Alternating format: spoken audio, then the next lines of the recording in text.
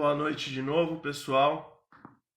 Peço desculpas se a minha voz falhar em algum momento, mas eu creio que a voz do Espírito Santo vai ser mais forte, mais poderosa nessa noite. Amém? É Ele que nos guia, é Ele que nos dirige nessa noite. O tema da nossa mensagem de hoje é Desocupe o trono.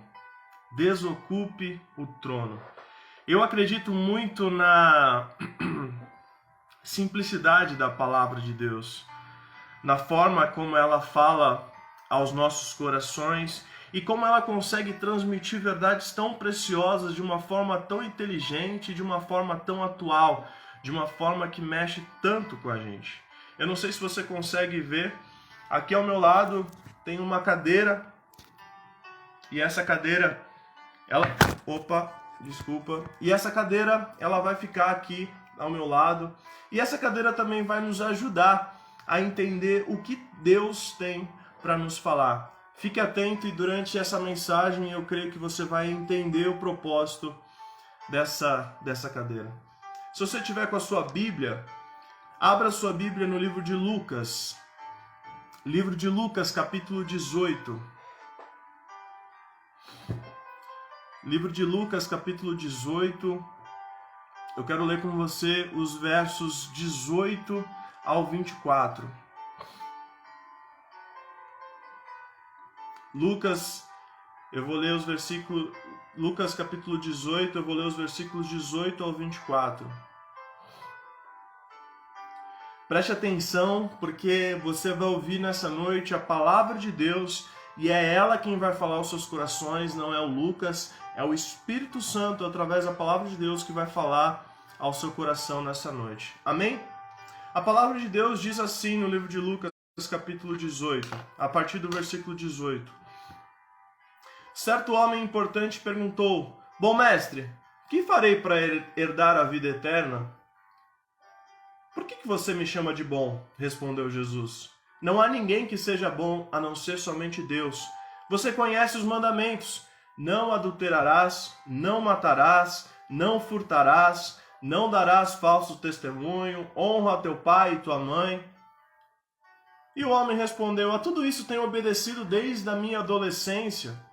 E ao ouvir isso, disse-lhe Jesus: Falta-lhe ainda uma coisa. Venda tudo o que você possui e dê o dinheiro aos pobres, e você terá um tesouro, não aqui na terra, mas você terá um tesouro nos céus. Depois venha e siga-me. Ouvindo isso, ele ficou triste, porque era muito rico. E vendo entristecido, Jesus disse: Como é difícil aos ricos entrar no reino.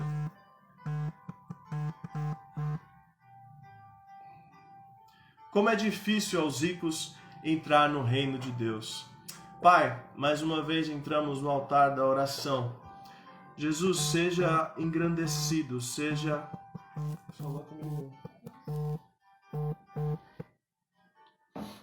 Desculpa, gente. Senhor Jesus, mais uma vez entramos no altar da oração. Seja engrandecido, seja glorificado, Jesus. Que essa mesma palavra fale com pessoas diferentes, de histórias diferentes. Em nome de Jesus, usa a minha boca, não para falar aquilo que eu quero, mas para falar aquilo que o Teu Espírito Santo quer falar, Deus. Que não saia nada da minha boca que venha de mim, mas que venha do Teu Espírito Santo para edificar a Tua igreja nessa noite. Em nome de Jesus, amém. Você com certeza já brincou daquela brincadeira Dança das Cadeiras. Na classinha da igreja, por exemplo, tinha muito essa brincadeira.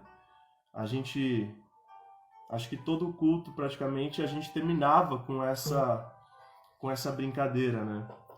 E na escola eu lembro que a gente também brincava muito disso, a Dança das Cadeiras. A gente fazia um compilado de cadeiras, tinha a musiquinha e você ia andando em volta daquela cadeira e quando parava a música você tinha que sentar e quem não sentava sempre tinha uma cadeira a menos do que a quantidade de pessoas andando em volta. E quem não sentava ia saindo da brincadeira, né? Eu acho que essa foi a grande primeira disputa que todos nós, como crianças, tivemos nas nossas vidas, né? Quem era o que conseguia sentar por último, ali naquela última cadeira, né? E eu não sei se vocês, mas eu achava essa brincadeira um pouco ogra, porque, querendo ou não, alguém se machucava naquela brincadeira. No começo ela era muito bonitinha e tal, o problema era quando restavam umas 3 cadeiras, e eu lembro que criança era aquele chororô só, né? Você não queria ficar por fora. E quando as pessoas sentavam juntas? Quando as duas pessoas colocavam o corpo na cadeira, como definir? Tinham aquelas pessoas que só colocavam uma partezinha do corpo na cadeira e a professora tinha que decidir quem tinha sentado naquela cadeira. E quando restava apenas a última cadeira, era o grande problema. Eu lembro que eu já me machuquei muito por causa dessa brincadeira, porque eu nunca conseguia. Você sempre ficava aquela angústia. Mas apenas uma pessoa podia sair vencedora daquela brincadeira. Não importa se você concordasse ou não, apenas uma pessoa poderia sair vencedora daquela brincadeira. Não tinha como 2 pessoas ganharem. Não tinha como falar, teve um empate. Não. Alguém sentou primeiro. Como diz Newton, 2 corpos não podem ocupar o mesmo espaço ao mesmo tempo. Bom, eu trago essa introdução, trago a memória, essa brincadeira que fez parte com certeza da nossa infância por muitos anos. E eu oro para que o Espírito Santo me ajude nessa noite para que você entenda algo muito importante. Amém? Você possa prestar atenção. Você sabe por que os evangelhos de Mateus, Marcos e Lucas, eles são chamados evangelhos sinóticos? Evangelhos sinóticos. Eles são chamados assim por possuírem uma grande quantidade de histórias em comum. Por exemplo, o livro de Mateus, capítulo 19, narra a mesma história que a gente acabou de ler aqui em Lucas, capítulo 18. Mas o livro de Mateus, capítulo 19, versículo 16, diz que o homem que faz essa pergunta para Jesus é um jovem.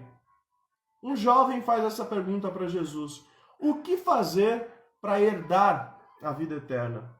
E eu pergunto para você, jovem, eu pergunto para você nessa noite, o que fazer para herdar a vida eterna? O que a gente faz para herdar a vida eterna? Você já se fez essa pergunta?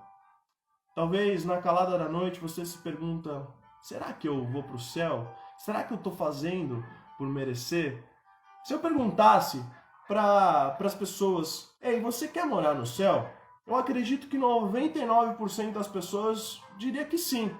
Mas apesar de ser a maioria esmagadora, os mesmos 99% não teriam a mesma disposição para renunciar a coisas que garantam essa moradia no céu. Se eu perguntar, é uma pergunta muito fácil de responder. Sim, eu quero morar no céu, aleluia, glória a Deus. Mas se eu disser para essa pessoa, então você tem que fazer isso, isso, isso, acredito que 99% das mesmas pessoas que disseram sim na primeira pergunta não teriam a mesma disposição para renunciar coisas que garantam essa moradia no céu. E eu acho interessante o fato de Mateus ter mencionado no texto que se tratava de um jovem. Mas Lucas, por que você diz isso? Eu acredito que a nossa geração, a juventude, a geração que nós estamos vivendo hoje, o jovem de hoje, o jovem ele quer Jesus. O jovem quer ter uma vida com Jesus. E ele até diz, a gente leu no texto, eu tenho obedecido tudo desde a minha adolescência. Mas quando ele é confrontado a deixar tudo que ele tinha, aquilo pesou para ele. E ele ficou muito triste com aquela notícia. Fato é, ninguém gosta de ser confrontado. Ninguém gosta de ter que abrir mão de coisas que gosta. Ninguém curte isso. Pessoas têm gostado, entre aspas, muito de Jesus ultimamente. A gente tem visto isso a rodo. Muitas pessoas querem Jesus, muitas pessoas gostam de ouvir Jesus. E não é raro você ouvir pessoas, nossa, eu escuto pregações evangélicas, nossa, eu gosto tanto de pastor fulano, nossa, eu gosto tanto de ouvir aquele louvor. Mas ouvir falar de Jesus não te torna um discípulo de Jesus. Você gostar de ouvir Jesus não te torna um discípulo de Jesus. E não é para menos. É impossível ouvir a história de Jesus e não se emocionar com a história de Jesus. Não ficar impactado com aquilo que Jesus fez por mim e por você. É impossível escutar sobre as coisas que Jesus fez, as coisas que Jesus abriu mão por nós. É impossível não sentir vontade de dobrar os nossos joelhos. E por mais que você nunca tenha feito isso, por mais que você nunca tenha tido essa coragem, com certeza, por algum motivo você já teve vontade de dobrar os seus joelhos e clamar por Ele, simplesmente porque você ouviu a obra redentora de Jesus Cristo na cruz. E Jesus, ele tem esse poder. Por quê? Porque a obra de Jesus é perfeita, o sacrifício de Jesus é perfeito, a obra de Jesus por mim e por você na cruz é perfeita. Por exemplo, eu e você sabemos que Jesus cura. Existem diversos relatos na Bíblia de que Jesus curou paralítico, curou cego, curou enfermidades mais básicas, como a febre da sogra de Pedro. Sabemos que Jesus cura, sabemos que Jesus liberta, como a história do Gadareno, sabemos que Jesus transforma, como a mulher samaritana de João 4, sabemos que Jesus, ele restaura, e glória a Deus por isso, mas Jesus também espera de mim e você algumas coisas. Não é uma via de uma mão única, é uma via de mão dupla. Jesus também espera certas coisas de mim e de você. Então a grande pergunta aqui do jovem rico é: o que fazer para herdar a vida eterna? Eu fiz questão de manter a pergunta quase na sua literalidade em que ela foi feita pelo jovem. Primeiro, para manter a simplicidade da colocação dele, para a gente entender a colocação dele, mas principalmente para verificar a resposta que Jesus deu àquele jovem, àquele homem. Pois é a resposta para a pergunta mais importante que alguém pode fazer.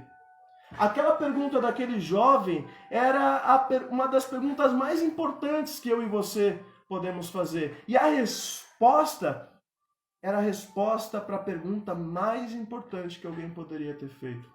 A vida eterna, o que é? Lucas, tá, o jovem perguntou o que eu faço para receber a vida. Mas o que é a vida eterna, Lucas?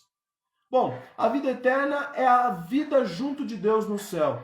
No livro de Apocalipse, capítulo 21, nós temos a revelação de como é o céu, que esse jovem ele estava perguntando: como que eu faço para herdar o céu? Como que eu faço para herdar a vida eterna? E olha o que diz Apocalipse 21, 4 a 7.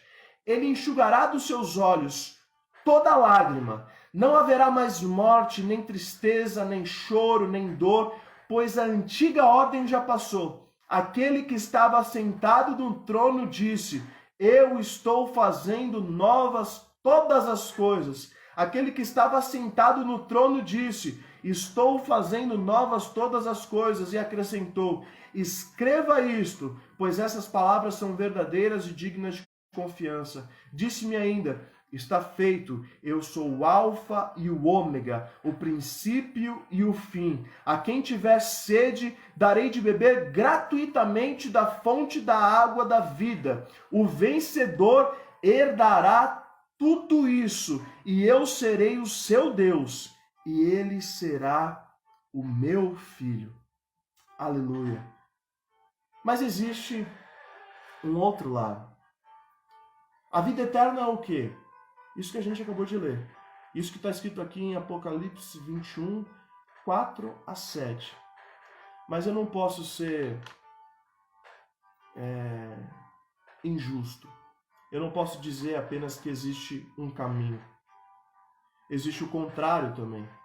Quem não estiver com o seu nome escrito no livro da vida, aquele que não vai para o céu, tem o seu destino também especificado no livro de Apocalipse, capítulo 20, agora os versículos 14 e 15.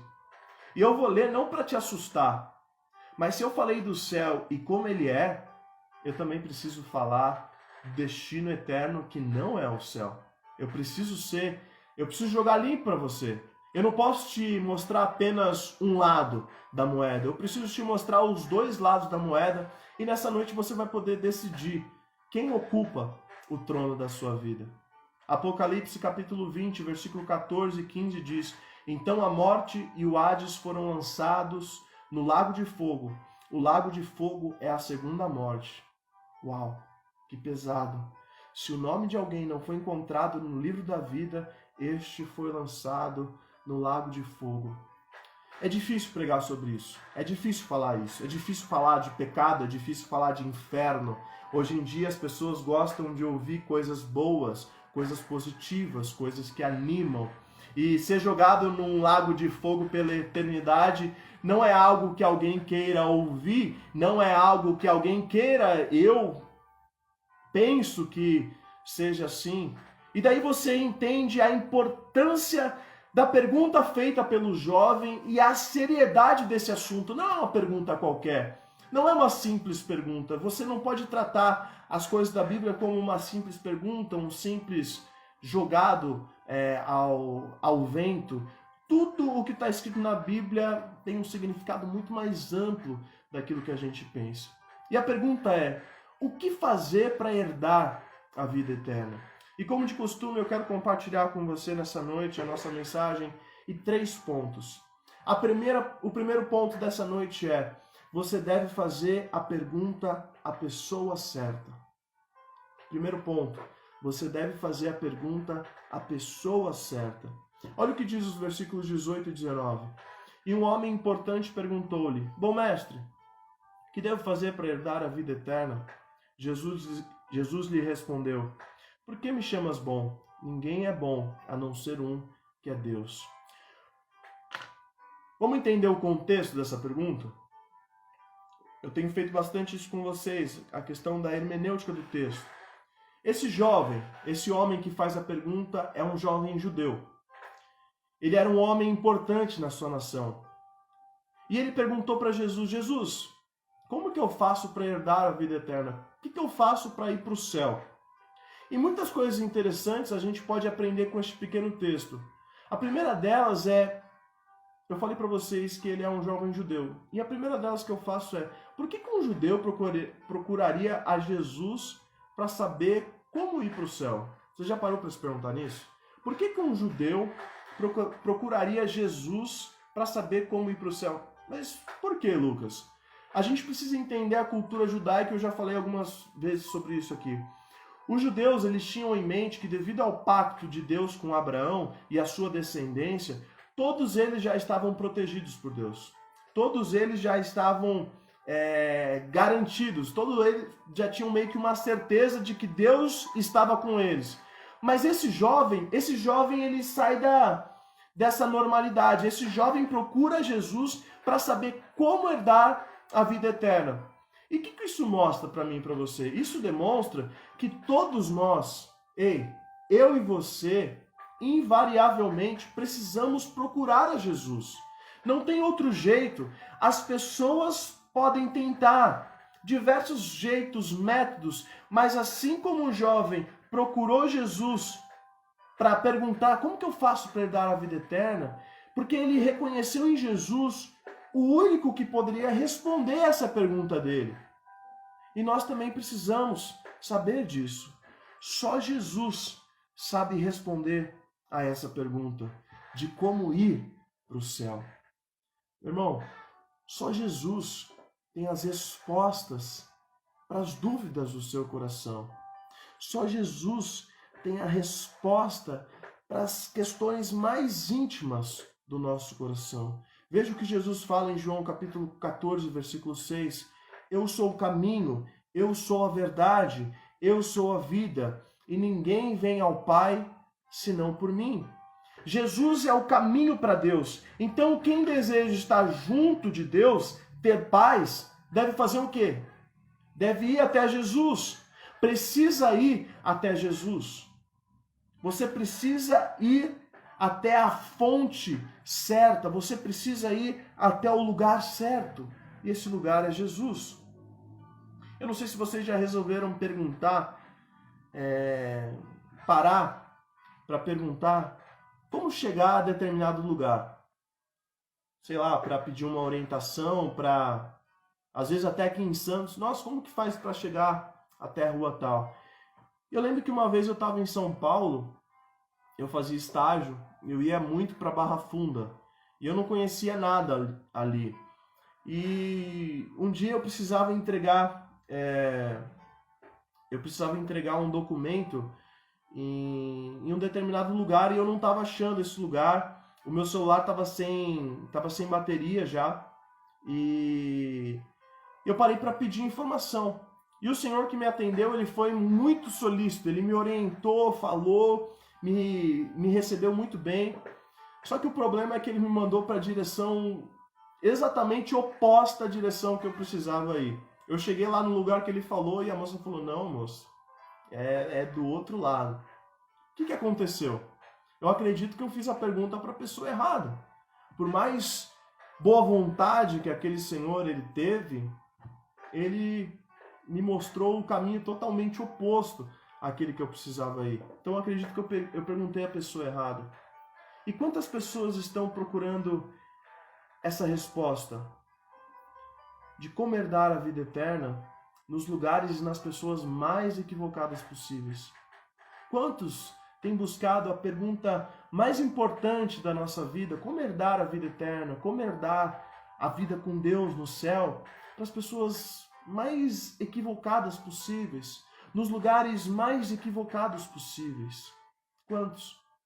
Quantos têm buscado a resposta para essa pergunta tão importante em lugares tão nada a ver? Ou elas até procuram um lugar certo. Eu não sei se vocês lembram da história que eu contei sobre a minha lua de mel com a Dani. A gente estava na Itália, era um lugar lindo, eu estava tomando conta das coisas, eu estava super nervoso. Era a primeira viagem, só eu e ela, sem ninguém para ajudar, do outro lado do mundo. E eu assumi no dia que a gente pousou na Itália a responsabilidade muito grande. O meu celular tinha tudo, o meu celular tinha um WhatsApp, o meu celular tinha o Google Maps, o meu celular tinha tudo porque a responsabilidade estava comigo. E a gente estava indo para um passeio e eu olhei para o Google Maps e eu falei para Dani, a direção é essa, é aqui, eu tenho certeza que é aqui. E a gente foi, e ela olhava para mim e dizia, Lucas, tem certeza que é por aqui? E eu falava, Dani, confia, eu tô aqui com você, relaxa, tá tudo certo, tá tudo bem, Dani. Eu tô aqui, eu olhei no Google Maps, é aqui. Só que o lugar não era tão longe. O lugar era no máximo 10 minutos andando. Aí eu falei, bom, eu acho que eu vi errado, né?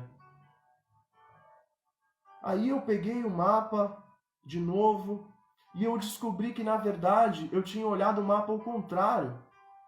Eu fiz todo o caminho com a Dani ao contrário. Ou seja, uma caminhada de 10, 5 minutos, a gente teve que voltar tudo de ônibus. E o que significa? O que isso tem a ver, Lucas? O Google Maps não é bom? Você não usa o Google Maps? O Waze? Claro que é. Mas também não adianta a gente procurar a resposta no lugar certo se a gente não sabe olhar. Não adianta você buscar a resposta no lugar certo se você não sabe olhar. Como assim, Lucas? Tem gente fazendo boas obras, acreditando que isso é garantia para a vida eterna.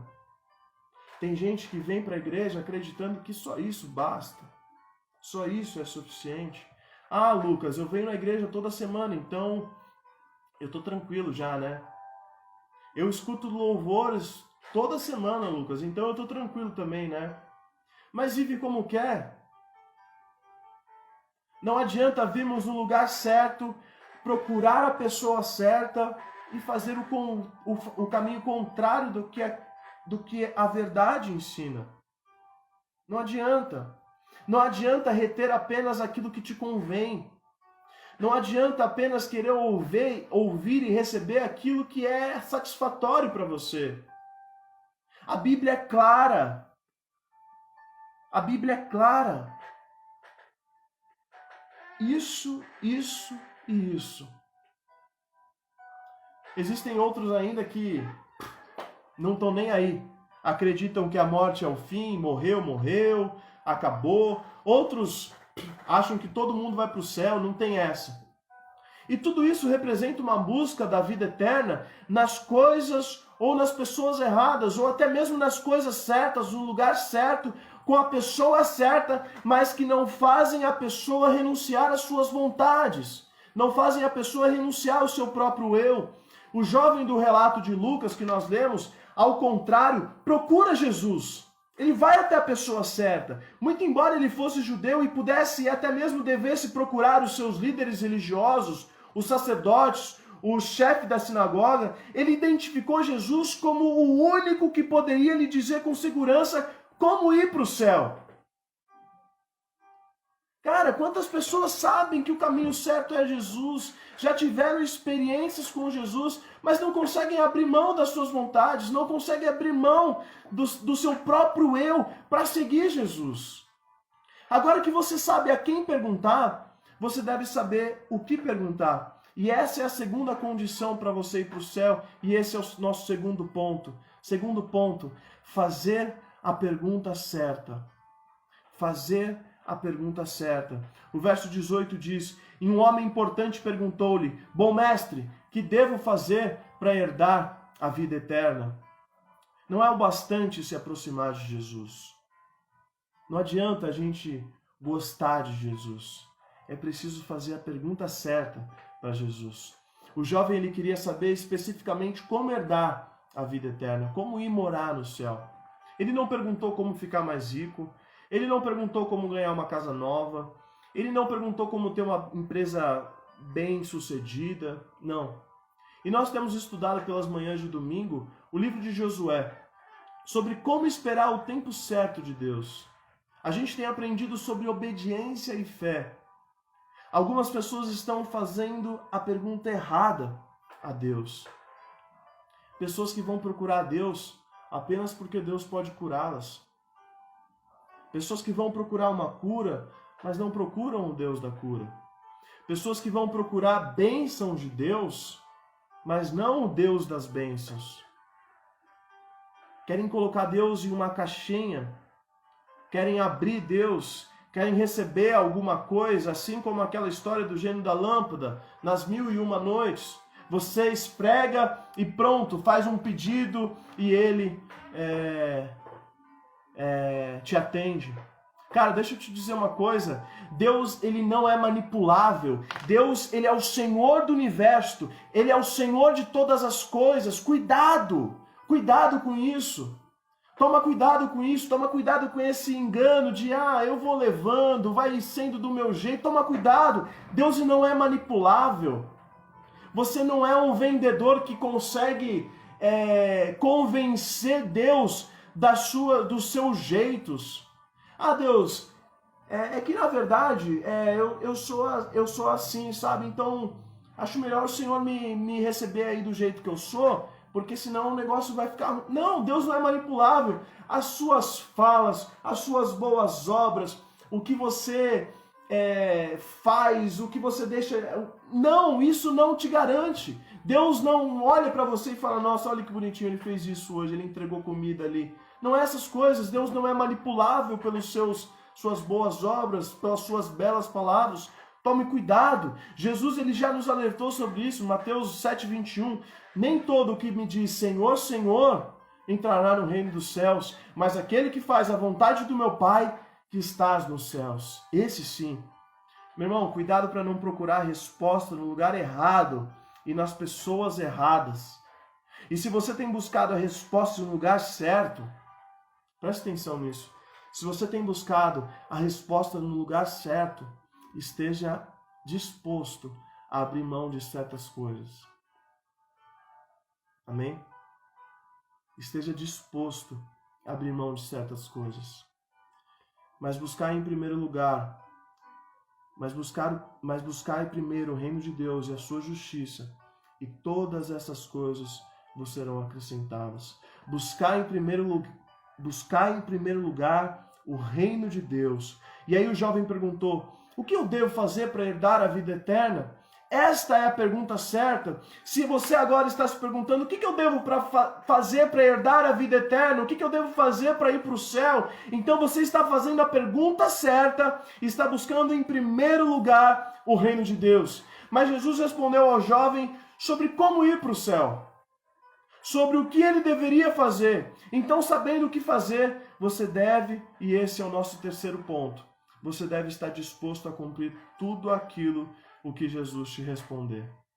Terceiro e último ponto, você deve estar disposto a cumprir tudo aquilo que Jesus te responder. Você pode vir no lugar certo, você pode vir buscar a pessoa certa. Você pode buscar a resposta em lugares errados, em pessoas erradas. Isso só vai te causar atraso. Mas você pode vir buscar a resposta no lugar certo, com a pessoa certa. Mas para isso, você precisa estar disposto a cumprir tudo aquilo que Jesus te responder. Não adianta você saber o teórico. Você precisa estar disposto a cumprir tudo aquilo que Jesus te responder. Os versos 22 a 24 diz assim: Quando ouviu isso, Jesus lhe disse: ainda te falta uma coisa. Porque ele disse: nossa, eu tenho feito tudo isso, isso aí para mim é moleza. Oxe, tiro de letra. Tiro de letra. Mas Jesus ele foi muito específico. Vende tudo quanto você tem. Reparte com os pobres essa tua fortuna, e você terá um tesouro no céu, e depois disso você vem e segue-me. Mas ouvindo isso, ele ficou muito triste, porque ele era muito rico. Então, vendo, Jesus disse como é difícil para os que têm riqueza entrar no reino de Deus. E talvez aqui esteja a maior dificuldade para todos nós que desejamos ir para o céu, que desejamos herdar a vida eterna. Talvez aqui esteja a nossa maior dificuldade, fazer aquilo que Jesus determinou eu e você fazermos. O que Jesus te pediu? O que Jesus tem pedido para você renunciar? O que Jesus tem pedido para você abrir mão? O quê? O texto nos diz que o jovem era rico, que era alguém que possuía uma posição social. Era um sujeito bem-sucedido, jovem, rico, mas ele não sabia como herdar a vida eterna. Ele não sabia como ter a vida eterna. Jesus, então, ele disse: vende tudo que você tem, reparte com os pobres, e você terá um tesouro não aqui na terra, mas você terá um tesouro no céu. E depois disso você vem e segue-me. E algo muito importante que eu preciso te dizer aqui, e a nossa amiga Cadeira, que está aqui do meu lado, vai me ajudar. E deixa eu te falar algo muito importante também. Jesus não está dizendo que ser rico é pecado, que ter bens é ruim, ou que quem é rico não vai entrar no reino dos céus. Não, não. O que Jesus estava dizendo aqui é, ele conhecia o coração daquele jovem. Ele sabia que no coração daquele jovem existia um amor muito grande pelo seu bem. Ele sabia que no coração daquele menino, daquele jovem, tinha um amor muito grande pelo dinheiro dele. E sabe o que Jesus estava dizendo? Sabe o que Jesus está dizendo? No meu e no seu coração existe um trono. Existe uma cadeira. E lá só pode sentar uma única pessoa. Ou essa pessoa vai ser você, ou essa pessoa vai ser Jesus.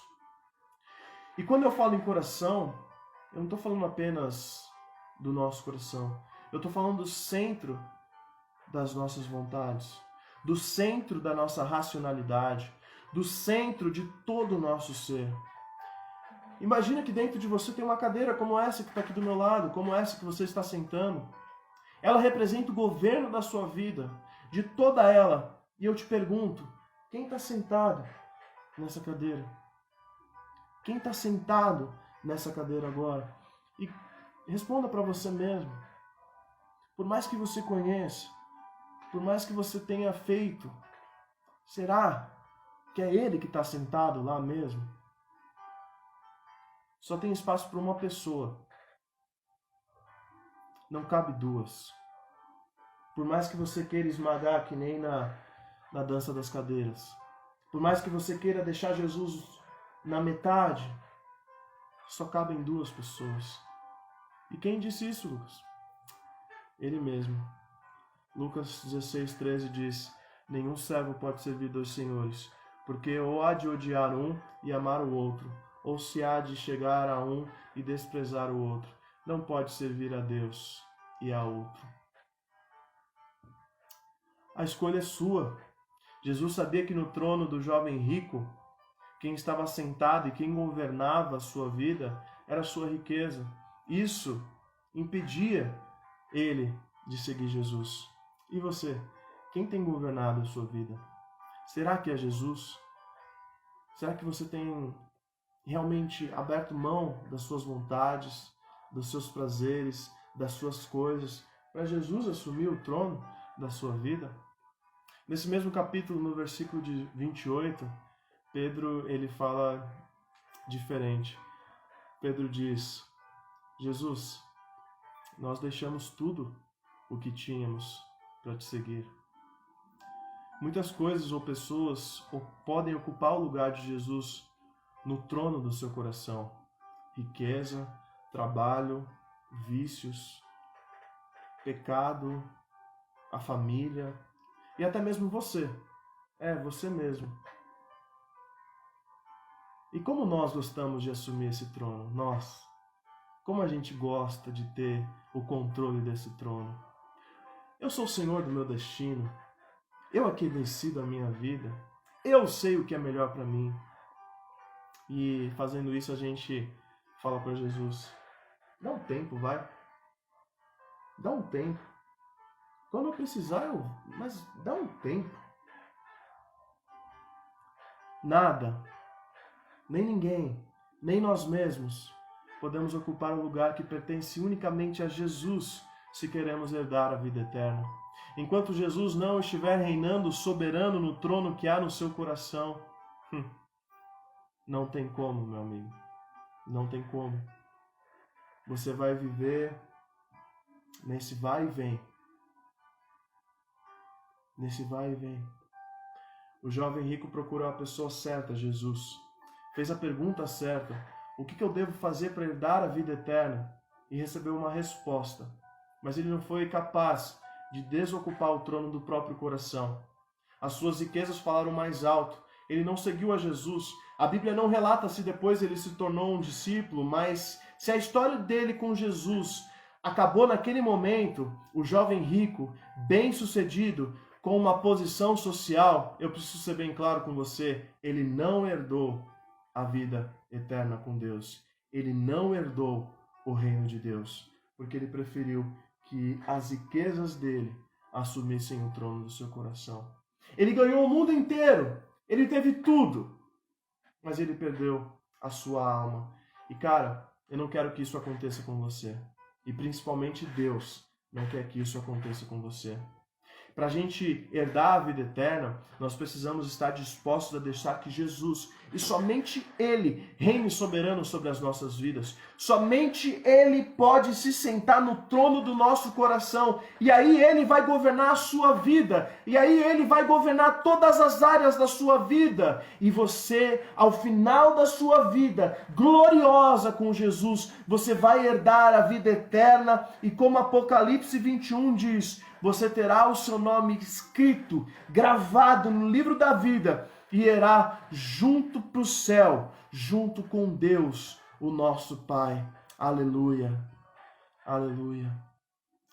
Em João capítulo 6 acontece a multiplicação dos 5 pães e 2 peixinhos. E quando acontece essa multiplicação, o pessoal fica muito afoito. Eles acabaram de ver um milagre incrível que Jesus havia feito.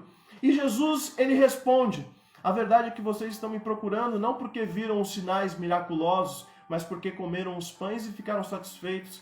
Não trabalhem pela comida que se estraga, mas pela comida que permanece para a vida eterna, a qual o Filho do Homem lhe dará. Deus, o Pai, nele colocou o seu selo de aprovação. Então lhe perguntaram: o que precisamos fazer para realizar as obras que Deus requer? Jesus respondeu: a obra de Deus é esta, crer naquele que me enviou. Então lhe perguntaram: que sinal miraculoso mostrará para que o vejamos e creiamos em ti? Que farás? Cara, olha o que eles falaram para Jesus. Tem gente assim. Tem gente que segue Jesus e diz: qual que é a próxima que Jesus vai fazer para mim? E Jesus ele continua: pois o pão de Deus é aquele que desceu do céu e dá vida ao mundo. Disseram eles: Senhor, dá-nos sempre desse pão. Então Jesus declarou: eu sou o pão da vida. Aquele que vem a mim nunca mais terá fome. Aquele que crê em mim nunca mais terá sede. Mas como eu lhes disse, vocês me viram, mas ainda não creem. Todo o que o Pai me der virá a mim, e quem vier a mim eu jamais rejeitarei. Pois desci do céu, não para fazer a minha vontade, mas para fazer a vontade daquele que me enviou. E esta é a vontade daquele que me enviou, que eu não perca nenhum dos que ele me deu, mas os ressuscite no último dia. Porque a vontade do meu Pai é que todo o que olhar para o Filho e nele crer tenha a vida eterna, e eu ressuscitarei no último dia. Aleluia! Deus pode operar muitos milagres na sua vida, mas o maior milagre é Ele. O maior milagre é Jesus. O maior milagre que eu e você podemos receber é a vida eterna em Cristo Jesus. As pessoas querem milagres, as pessoas queriam só os pães, os peixes, mas o maior milagre que Jesus pode fazer na vida de alguém é Ele mesmo. As pessoas queriam os milagres, mas ao invés disso, Jesus disse para ele: eu sou o milagre. Eu sou o milagre. Se você se alimentar de mim, você nunca mais terá fome. Só que o pessoal não estava nem aí, não acreditou em Jesus. Sabendo em seu íntimo que os seus discípulos estavam se queixando dos que ouviram, Jesus lhes disse: isso os escandaliza? Isso os escandaliza? O que acontecerá se vocês virem o Filho do Homem subir para onde estava antes? O Espírito dá vida, a carne não produz nada que se aproveite. As palavras que eu lhes disse são Espírito e vida.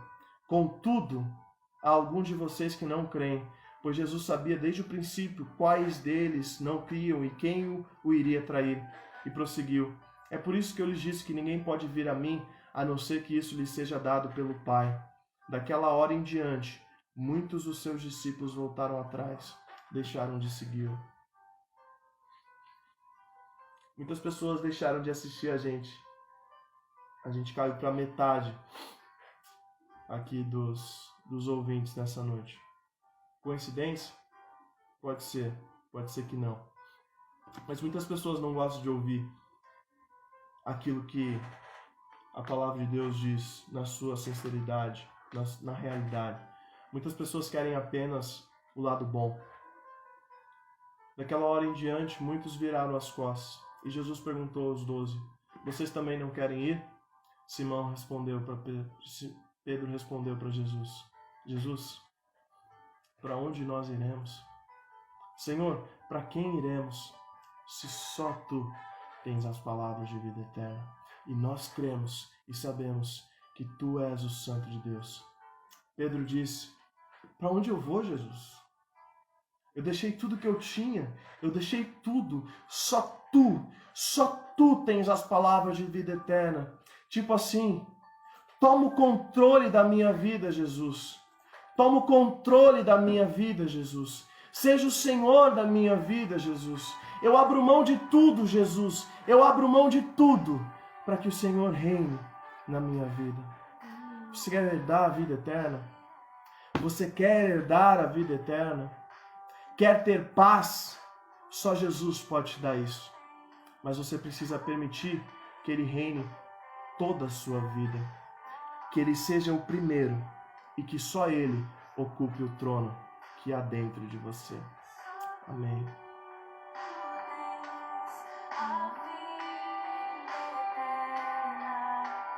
Tu és o pão que desceu do céu, fonte de vida emana,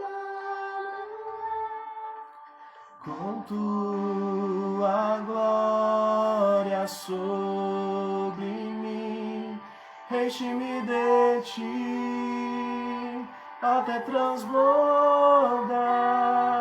Eu nunca vou me saciar, enche-me de ti. Faça desse louvor a sua oração. Ele é o pão que desceu do céu. Ele é a fonte de vida. Ele é o Deus Emanuel. Aleluia. Com tua glória sou. Peça a Ele. Encha-nos, Deus. Enche-nos, Deus. Até transbordar o nosso coração, até transbordar o nosso ser, Jesus. Até que não haja nada, Jesus. Até que não haja nada, Jesus. Até que possamos dizer para onde nós iremos, Jesus. Só Tu tens a palavra de vida eterna, Jesus. Só Tu, Jesus. Nada, nem ninguém, Jesus, nem coisa alguma. Para onde iremos, Jesus? Só Tu tens essas palavras, Jesus. As palavras de vida, as palavras de vida eterna, Jesus. Nos ajuda, Jesus. Nos ajuda a dizer, assim como Pedro disse, para onde nós iremos, Jesus. Tu és o pão do céu, o Deus Emanuel. Enche-me, enche-me. Peça a Ele, peça a Ele, peça a Ele, peça a Ele te encher nessa noite, peça para Ele te encher nessa noite, peça a Ele para te encher nessa noite, até transbordar o seu ser. Aleluia, enche-me de Ti, até transbordar. Eu nunca vou me saciar. Enche-me de Ti. Aleluia. Para onde nós iremos, Jesus?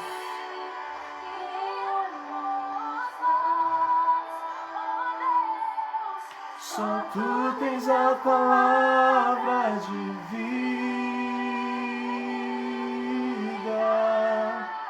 eterna.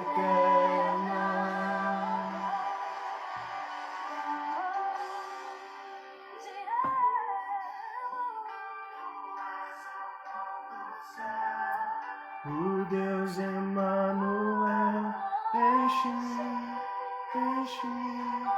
Até transbordar. Tu és o pão do céu, o Deus Emanuel, enche-me. Amém, Deus. Amém, Jesus. Amém, Jesus. Amém. Amém.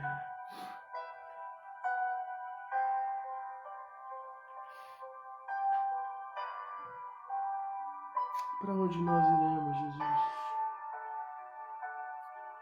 Só Tu tens as palavras de vida eterna. Alinha o nosso coração em Ti, Deus. Alinha nossas vontades em Ti, Deus. Se nessa noite você ouviu essa mensagem, você compreendeu e deseja ter essa certeza de vida eterna, você deseja sair do trono, tirar as coisas que têm ocupado o trono da sua vida e falar: Jesus, ocupa o trono. Toma conta, Jesus, do trono. Quero fazer uma oração junto com você, pedindo para que Ele nos ajude e para que Ele ocupe sempre o devido lugar na nossa vida. Em primeiro lugar,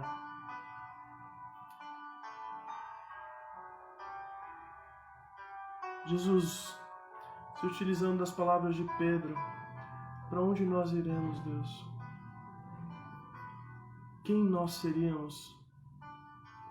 Que valor teríamos se não fosse por Ti, Jesus? Se não fosse a Tua mão sobre as nossas vidas? Para onde nós iríamos, Jesus, se não fosse por Ti, Deus? Pai, sabemos que por muitas vezes nós tiramos o Senhor do nosso trono. colocamos as nossas vontades, os nossos jeitos, as nossas manias, os nossos vícios, as nossas opiniões, tomarem conta do lugar que é o teu lugar, Jesus.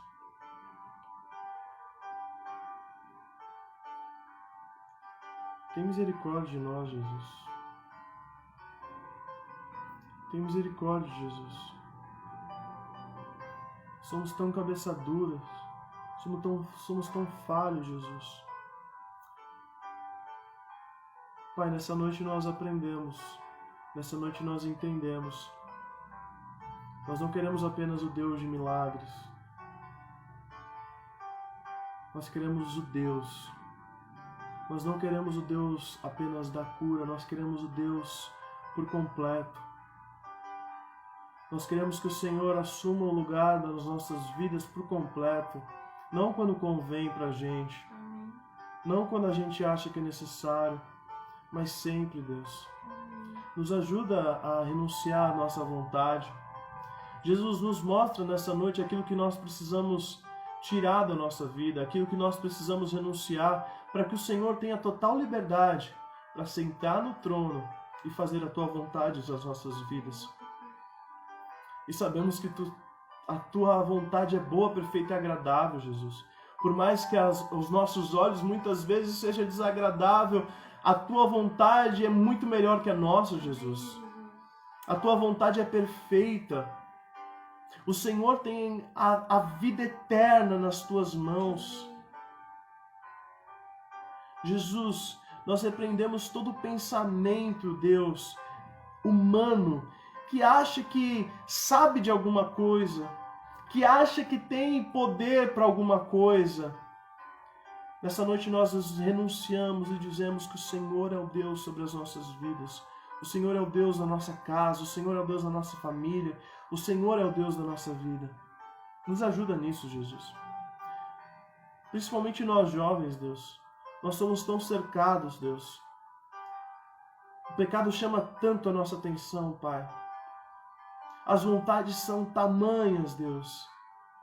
Mas nós queremos acertar. Nós queremos melhorar. Nos dê essa consciência, Jesus. Nos dê a mesma consciência que o Senhor deu a Pedro, de dizer, para onde eu vou? Eu abri mão de tudo que eu tinha porque eu te amo. Nos dê essa mesma consciência, Jesus, porque aprendemos e temos essa certeza de que só Tu tens as palavras de vida eterna, e não o nosso namorado, não os nossos prazeres, não os nossos vícios, só Tu, Jesus, tens a palavra de vida eterna. Não aquilo que nós achamos, não os nossos achismos, não as outras pessoas, não, Jesus, só Tu tens as palavras de vida eterna, e que só Tu tome o controle das nossas vidas, tome o controle das nossas ações, Jesus. Nos ensina a orar mais, Deus. Nos ensina a Te buscar mais, a fazer mais a Tua vontade, e não de viver em palavra, de louvor em louvor, em mensagem de Instagram e de Instagram em Instagram. Não, Jesus, mas viver na dependência que há em Ti, Jesus. Nos ensina a ser crentes de verdade, nos ensina a ser seguidores Teus de verdade, e não apenas de fachada, mas que tenha uma vida íntegra contigo, que Te busca, que Te serve em sinceridade, Deus, de coração. Em nome de Jesus, Pai, perdoa os nossos pecados, perdoa as nossas falhas. Nós sabemos que nós vamos cair, mas não saia do nosso trono, Jesus. Não saia do nosso trono, Deus. Em nome de Jesus, Pai. Em nome de Jesus. Nós desocupamos o trono, para que o Senhor ocupe o trono das nossas vidas, Deus. Em nome de Jesus. Amém. Amém. Que Deus abençoe a sua vida em nome de Jesus. Que nessa noite você possa desocupar o trono e dar o trono ao único que merece o trono das nossas vidas. Em nome de Jesus. Galera, triste por hoje ser aqui de forma online. Eu tenho certeza que a igreja hoje estaria pegando fogo nessa hora. Estariam todos quebrantados, mas eu creio que você está aí na sua casa quebrantado. Eu creio que Deus falou ao seu coração. Não deixe essa chama apagar. Não vamos desanimar porque a gente teve essa pausa Eu creio que Deus ele tem algo para nos ensinar no meio de tudo isso. E eu creio que a gente vai voltar mais forte do que nunca. Eu creio que Deus vai continuar falando aos nossos corações. Então que essa semana você possa ter essa certeza de que você essa afirmação que você fez hoje de Deus ocupar o trono da sua vida seja constante na sua vida, não porque você sentiu uma emoção nesse culto online, mas porque Deus verdadeiramente falou com você, mas porque Deus verdadeiramente tratou seu coração nessa noite. E eu creio que semana que vem a gente vai estar junto, continuando incendiando essa chama do nosso coração para a honra e para a glória dele. Amém? Que você possa estar em oração por nós. Eu creio que, como eu disse, Deus tem algo para nos ensinar e eu creio que a gente vai voltar mais forte do que nunca, em nome de Jesus. Ore pela essa situação também no nosso país e eu creio que Deus vai nos dar vitória em nome de Jesus. Amém? Amamos vocês, mesmo que nós não podemos nos ver presencialmente, eu não vou deixar de falar isso. Não deixe de tomar um café com a gente, vamos tomar um café virtualmente, vamos conversar, não vamos deixar de estar junto. Não é isso que vai parar a nossa comunhão, não é isso que vai parar aquilo que Deus nos chamou para fazer. Então, saiba que você pode contar sempre com a gente está sempre disponível para vocês. Amém? Deus nos chamou para realizarmos uma grande obra e eu creio que Deus ele vai nos abençoar em cada plano, porque é plano dele para as nossas vidas. Amém? Que Deus te abençoe em nome de Jesus. Uma excelente noite para você e se Deus quiser, semana que vem a gente vai estar junto. Amém? Deus abençoe, continue orando por nós e a gente se vê em breve em nome de Jesus. Deus abençoe. Beijo, gente. Até a próxima.